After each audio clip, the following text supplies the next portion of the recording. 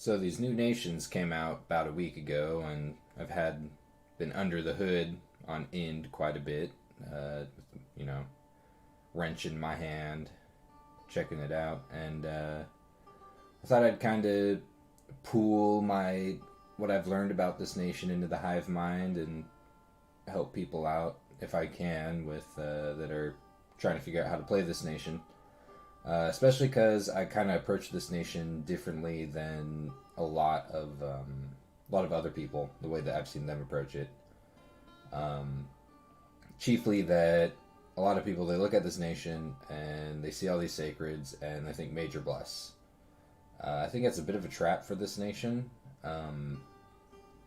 because its off-cap units are so good that you're going to need a lot of gold for infrastructure. You're going to need a lot of gold for mages. You're going to want a lot of mages. And you're going to want really good scales. And that's kind of, at least that's my opinion on how I played this nation. And that includes, speaking of, another trap something at least that I think is a trap with this nation, that includes taking good order for recruitment points. If you look on this site that's on the capital, it'll maximize order on the capital. You've got these guys that you can recruit anywhere where you build a temple outside of a fort. And they reduce unrest, and they also can generate free spawn in high turmoil. I've tested this a lot. I've messed around with it a lot. I think I think high turmoil on this nation is a mistake. Not only are you getting less gold, and you really need gold, you need lots of gold. This free spawn isn't very good. You don't get very much of it. I've done all kinds of experimenting. You just don't generate a lot of it. It's not that good. And I have a test game up, and I'll show you like the actual stats and stuff of this free spawn later. I have everything laid out.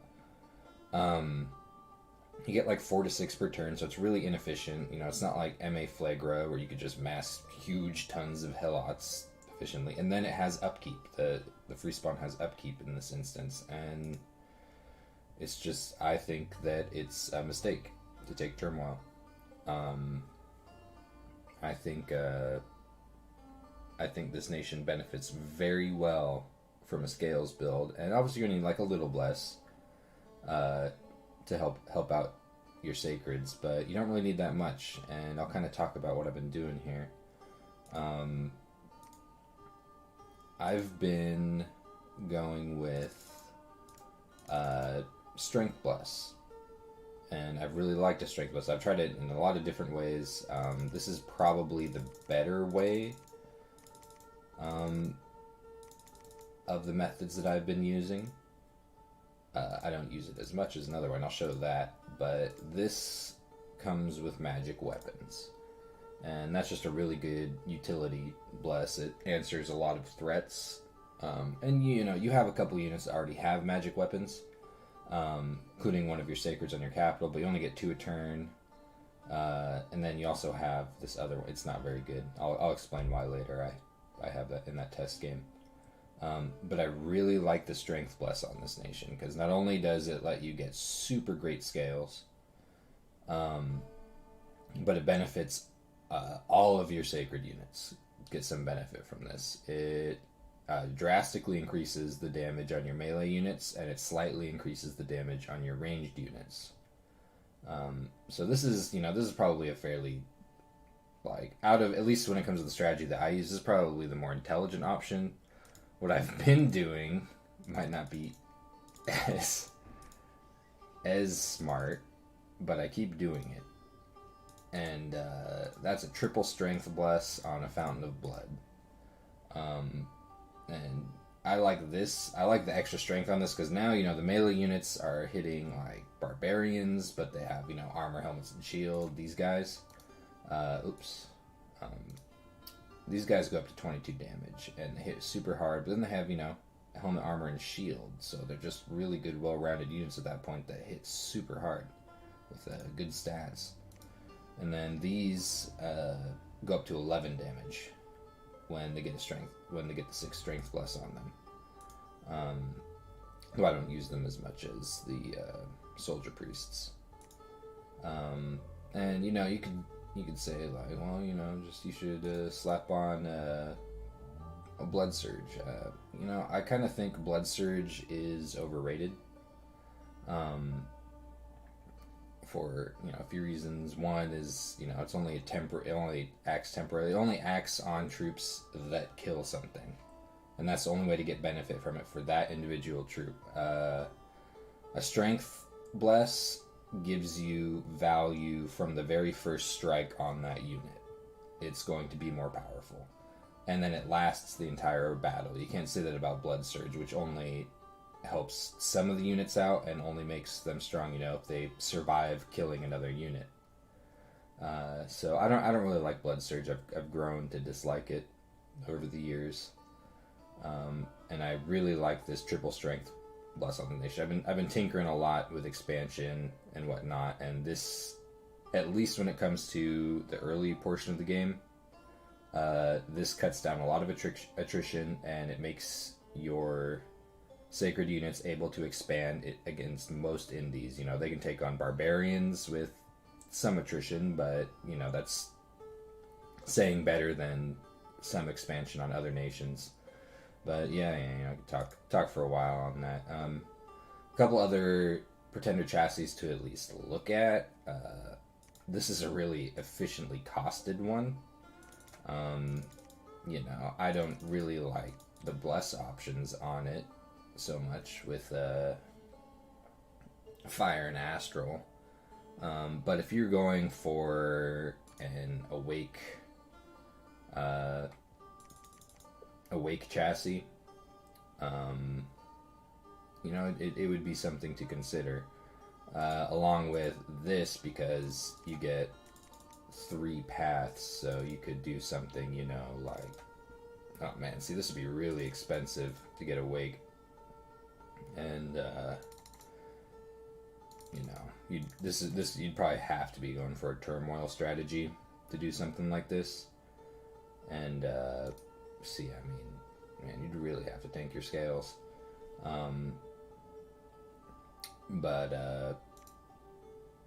This is, you do have the nature blood cross path. You could boost your growth through artificial means, something to consider.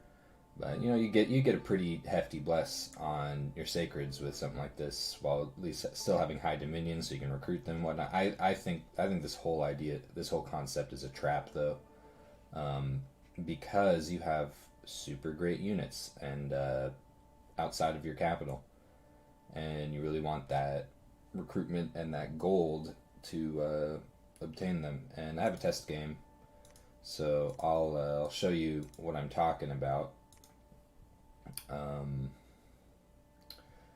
Well, first, I guess I'll talk about the capital units real quick and what I do with them.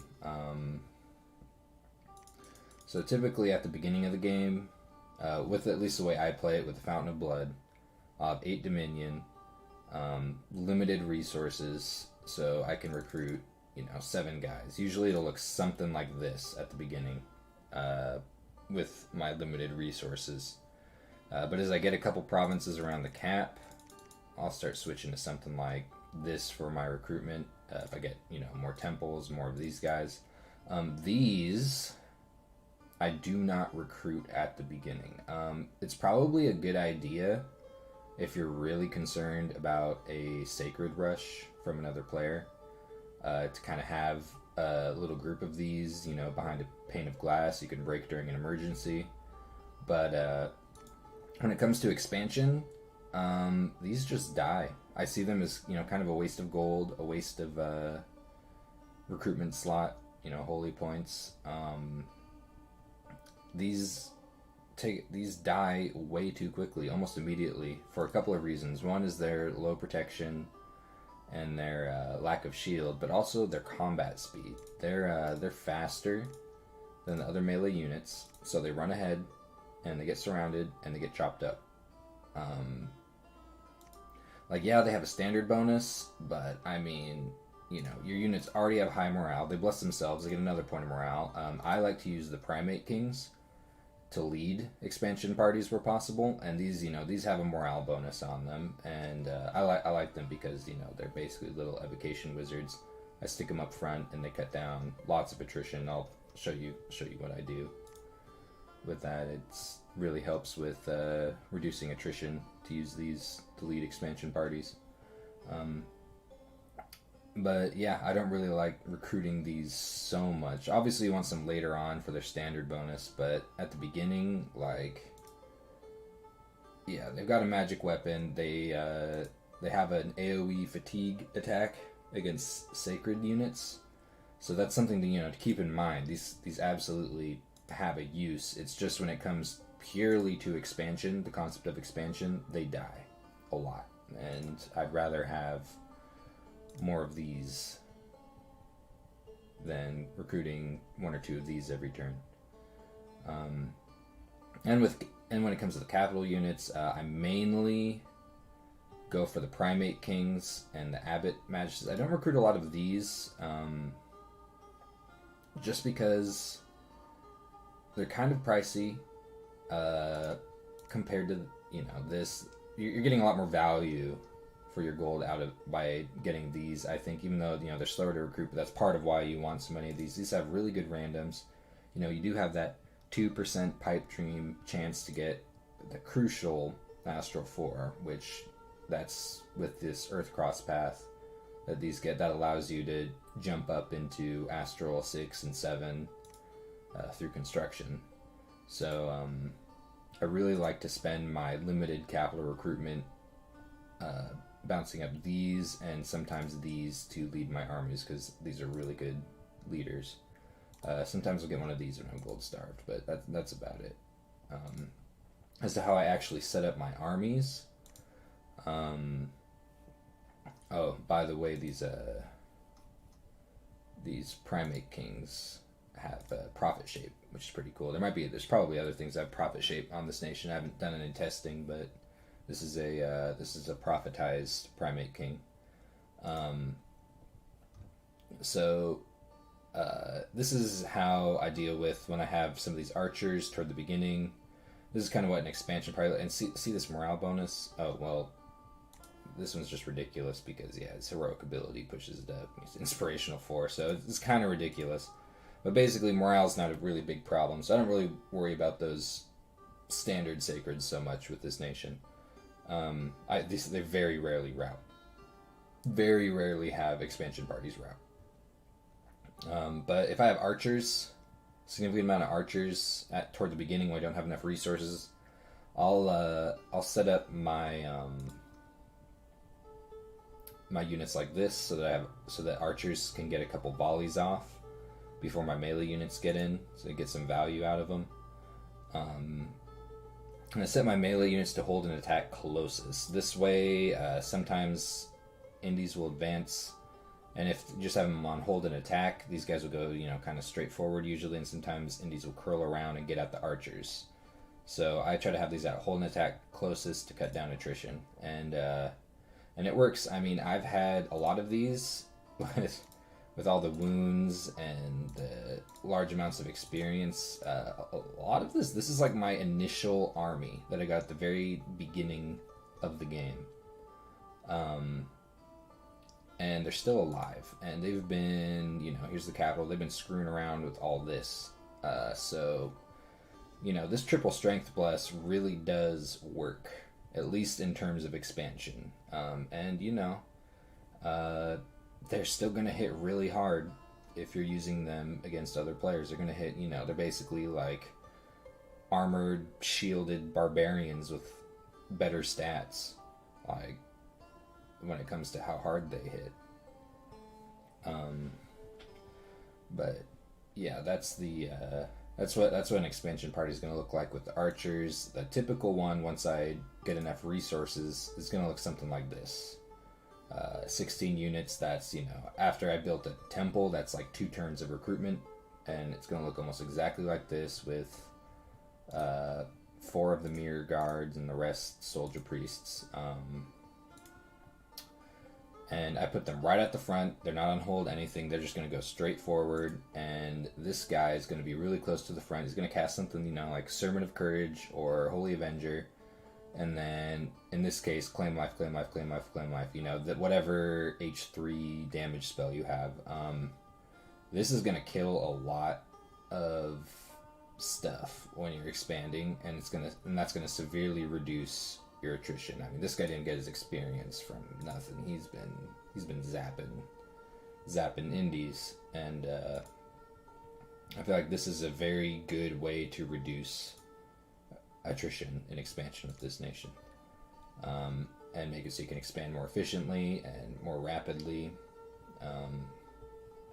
So yeah, that's kind of my thoughts on, you know, why the Strength Plus is a good idea, but now I'll talk about why Scales is a good idea, and that's all of these off-cap units. So if you don't know about Ind, basically when you build a fort somewhere, it's going to have different things you can recruit based off of the terrain that you built that fort in.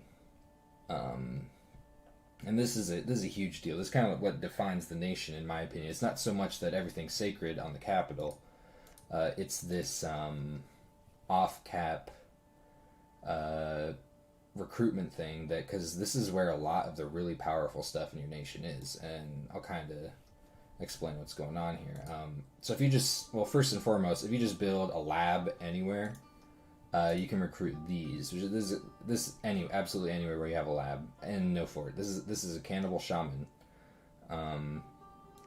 This is basically, in my opinion, the best blood hunter you have access to in this nation, and it's kind of relevant to my probably stupid strategy of eventually Pipe Dream, Lords of Civilization, blah blah blah. It's stupid.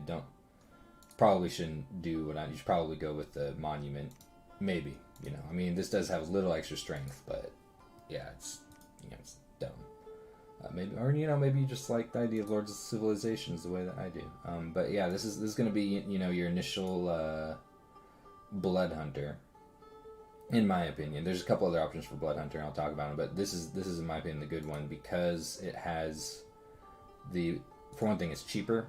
It doesn't go berserk like the other blood hunter options do, and it has a possibility to get astral, which just is probably, out of these randoms, other than, you know, getting 2 blood, which is also really nice, is probably the better option. You know, there's also some crosspath stuff, but there's better. I'll show you later. There's a better unit if you're trying to get into these crosspaths. But the 2 blood and the 2 astral options are really nice. Initially, getting one with death is going to be handy for site searching, before you get a better site searcher. But yeah, that's these you can get if you just build a lab anywhere, and that's super cool. And if you build a temple anywhere outside of a fort, you can get the bishops and the viceroys. I don't really like these, and I've done a lot of testing with these. I do like the fact that this one is an H3, and that obviously has several uses, especially, you know, well, for one thing, just if you ever need to grab a throne, this occasionally might be the best option for you, depending on what the heck's going on. But if you have a really good path for your H3 spell, I mean, this is basically like a little evocation wizard, you know, it zap, zap, zap, zap, which is kind of cool, and, you know, for reasonably low upkeep for what it is. But when it comes to this ability, I don't like it, and I have over here, I actually have some guys to demonstrate what's been going on. So the way it works is you get one of these viceroys or bishops into a non-fort province. Might work in a fort province, actually. I can't remember exactly. Yeah, maybe. Presence of a fort reduces it. Okay, so yeah, you don't want to do it in a fort. But yeah, and I've tested this in High Turmoil, so I know this is like Order 3. I've tested this in high turmoil, and I still don't think it's very good. But basically, like this guy, I think if you're in a forest or a swamp, you can get these with the 2 attacks and javelins, and they're berserk, so they'll get stronger. These attacks will actually do a decent amount of damage. They're okay, but they have really low protection. They don't have a helmet, so they're just gonna die. They're and the biggest problem is that their biggest problems. I mean, yeah, because they are okay. At least these ones. But the problem is that they're just really inefficient to mass. In Order 3, I think this is like 3 turns. I think this guy's been picking up 1 a turn.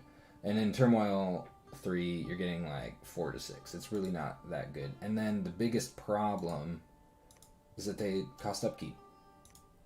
And so they're just not, there's better things I'd want to be spending my gold on. And my upkeep on specifically. Because there's really good options, and I'll cover them later.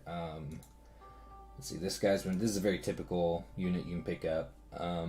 Doing this, just, it's got a spear and a javelin. Berserk's still pretty bad armor, still no helmet. So that's kind of typical. We got the archer version. These are, this one doesn't go berserk, but it's got a high hitting attack just at base, and a shield. Still bad armor, still no helmet, these. And then this horse is like, for a horse it kind of sucks. I mean, yeah, it's free-ish, has expensive upkeep for what it is. But that's it. You just got the lance charge, and then it has 1 attack after that. It's got a composite bow, which I guess is okay, but I mean, you got way better options for archers. And then it's just crappy protection. I really don't think this is worth it, even in high turmoil. I think it's a bit of a trap with this nation. I might be wrong. I'm no Dominions master by any means, but I think that scales are the way to go, and the reason for that is provinces like these. So I'll kind of cover. I've got provinces built with every kind of thing you can get with this nation. And when you're building forts outside of your capital, I think the highest priorities are you're going to want one in either hills, mountains, or a cave, like highlands or a cave. And that's where you get the Cynocephalians. And then also, really high priority is going to be forests. I'll cover that in a second. But the Cynocephalians are super good. They do cause unrest, which I haven't been paying too close attention to that because it's just a test game. But yeah, these guys cause unrest. That's why, I can't recruit anything in this fort right now, is because I've just been piling Cynocephalians. But yeah, these are super good. For one thing, the mages are probably your better mage options out of anything else you get. Starting with, they do berserk, which kind of sucks, but nature 1 mages are they're just always useful. Bam, swarm, and they've got a couple utility things they can do with units.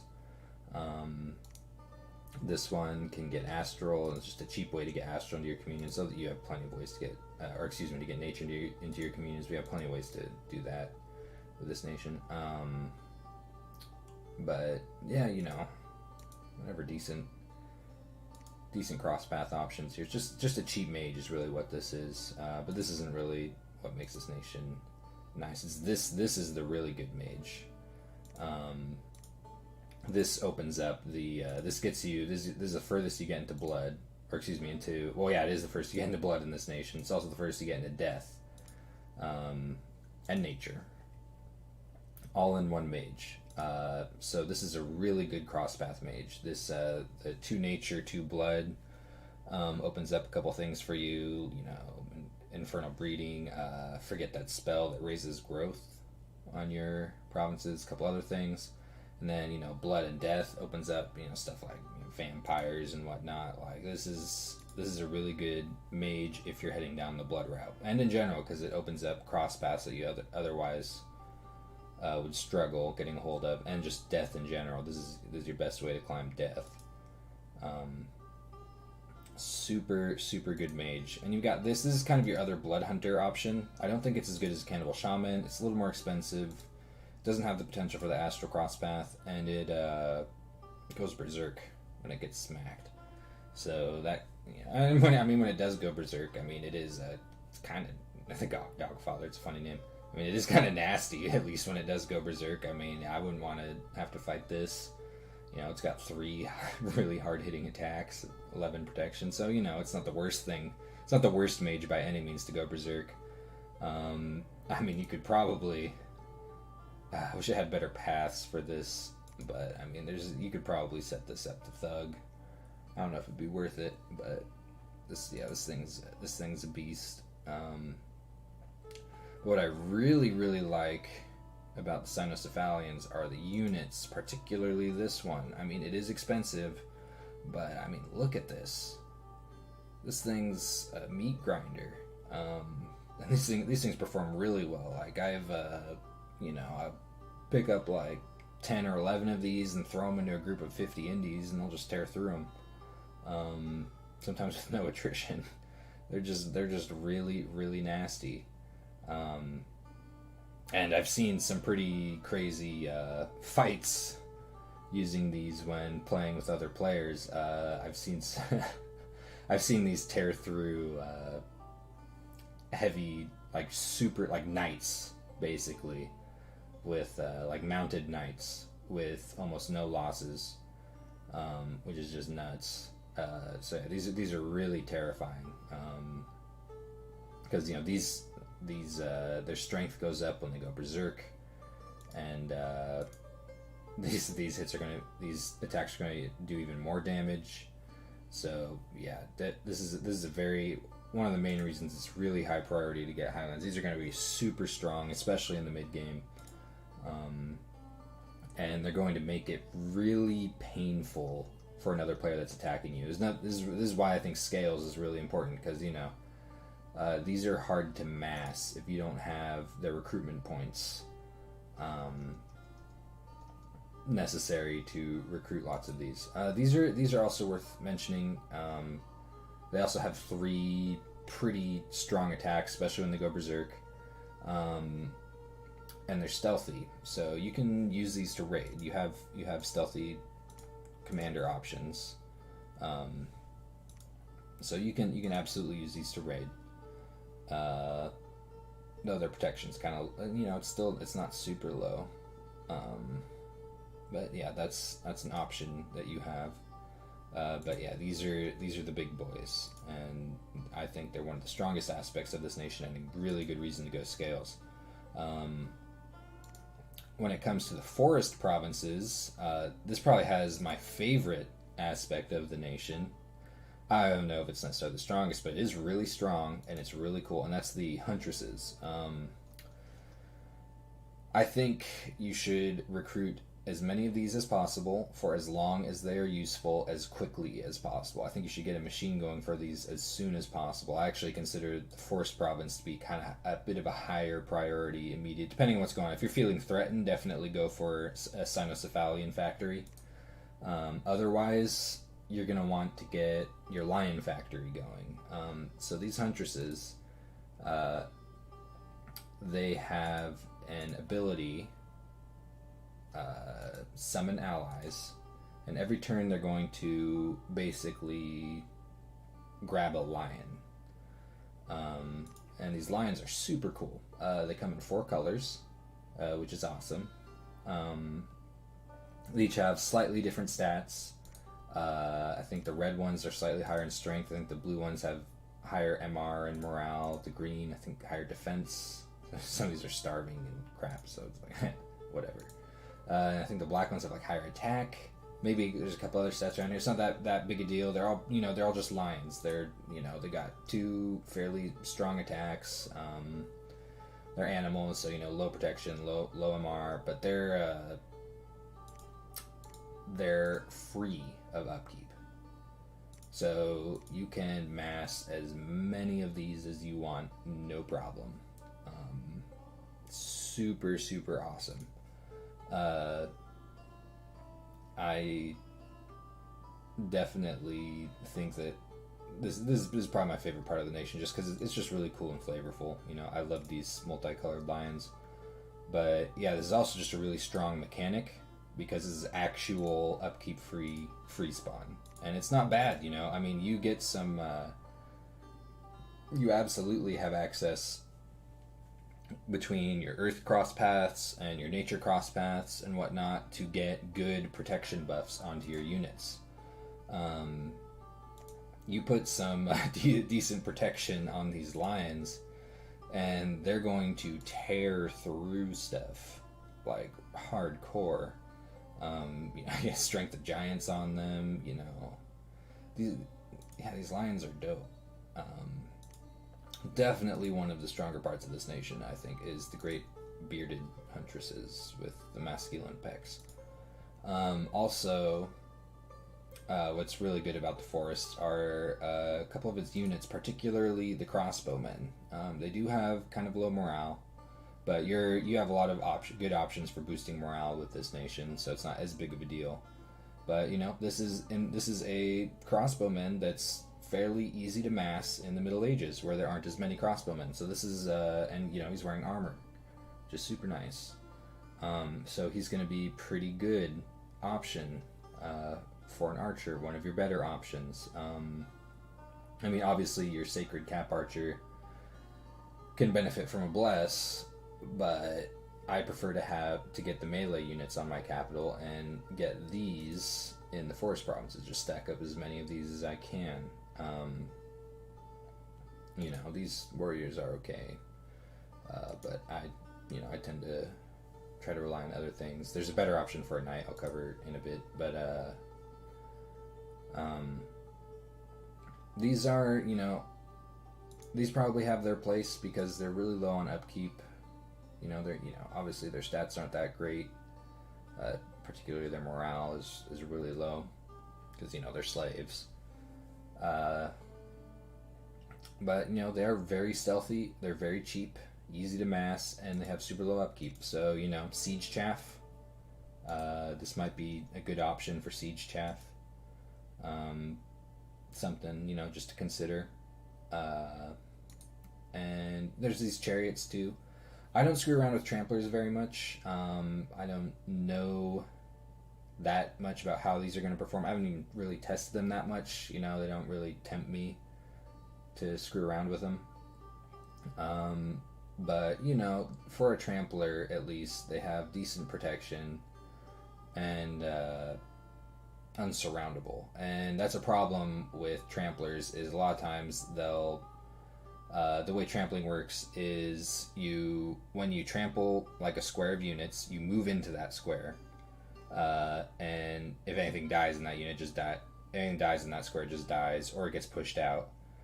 So what happens is a lot of times a trampler will end up surrounded when going into an enemy line, because it'll move onto that square and then it's suddenly surrounded.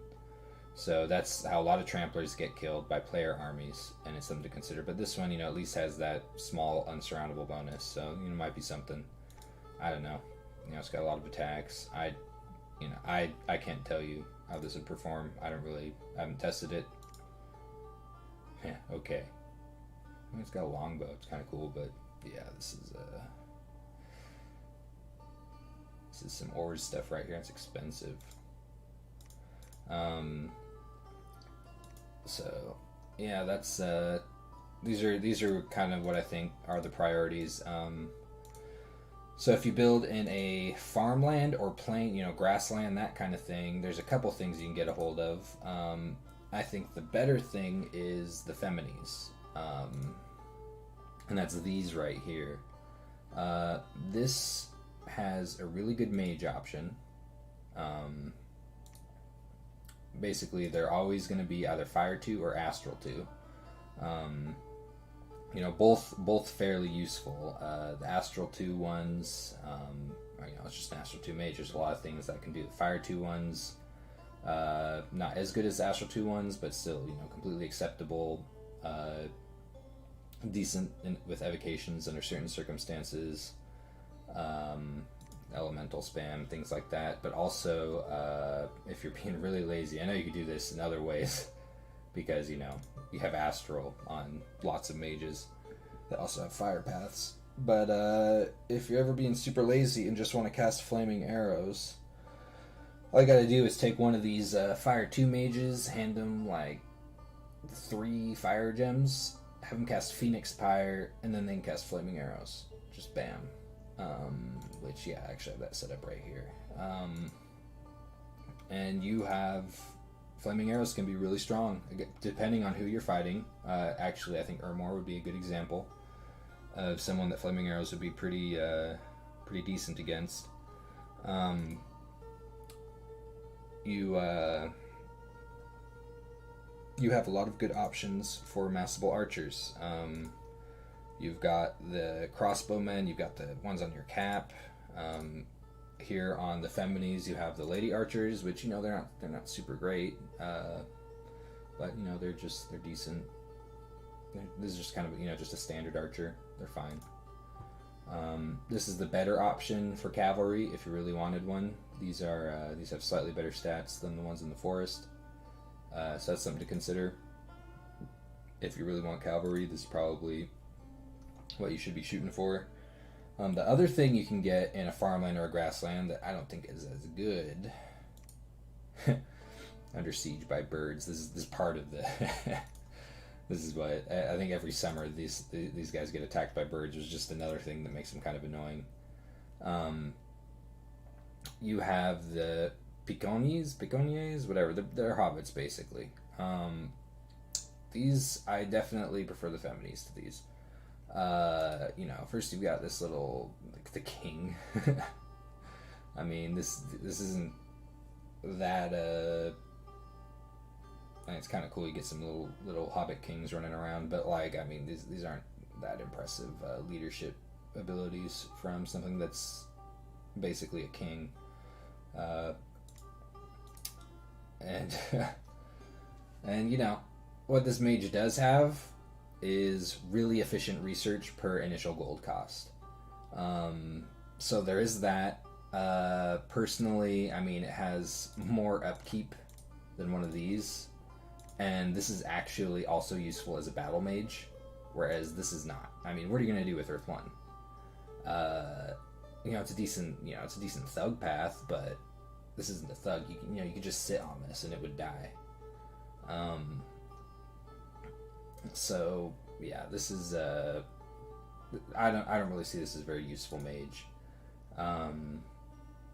You know, I'd maybe recruit like one for site searching, depending on what the heck's going on.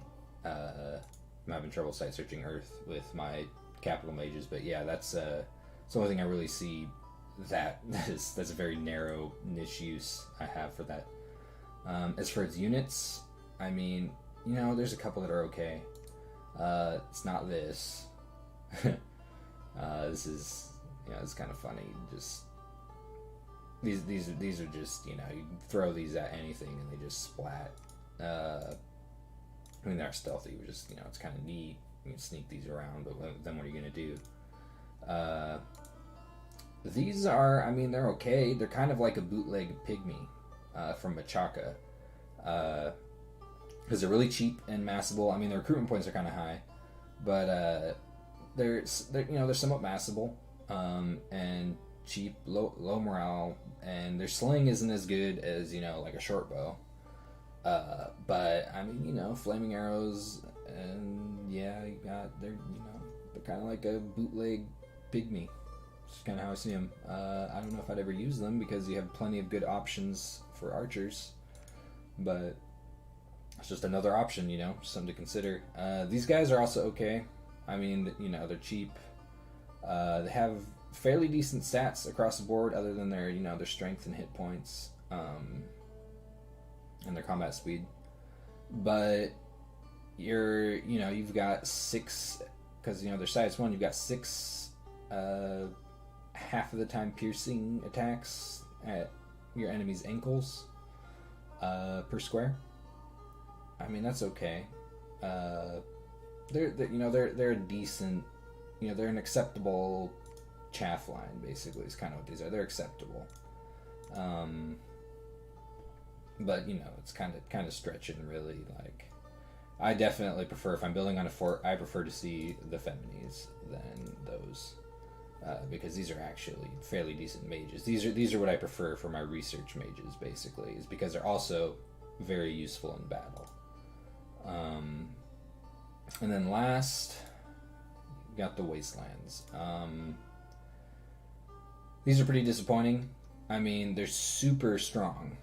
Like, their stats are super beefy. Like, these things, they have a magic attack that hits super hard, just bam, just knocks stuff right into the ground. 2 attacks. The problem is they're homesick. And they're very homesick. You, at best, can move these like 2 squares away from the province you recruit them in, then you got to take them back, or they're just going to die. So they're very defensive units, and that's all they're good for. And only, very limited in their defensive capabilities. So, and they are expensive for that. Like, if they didn't have homesickness, like, yeah, these would absolutely have a use, especially, anti-elite. These would be pretty powerful. And the same goes for their mages. They're homesick. So, yeah, they're just kind of useless, which sucks, because otherwise, the Earth 1, the Earth 2, and the Astral 2 ones, they'd be pretty good thug chassis. Probably the best this nation has access to. But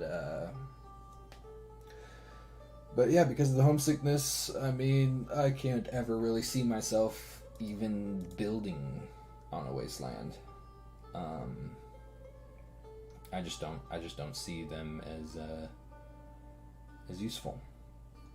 But yeah, that's pretty much my my thoughts on this nation. I hope I've helped out at least someone, at least kind of get an idea of what this nation is. Definitely think scales is the way to go. I might be wrong, but whatever. I don't know if I'll be making more Dominions videos. Who the heck knows? I just made this one just because it's kind of topical at the moment, and I want to help people out who are trying to figure out how to play Ind. And I guess I'll just flush myself down the toilet now.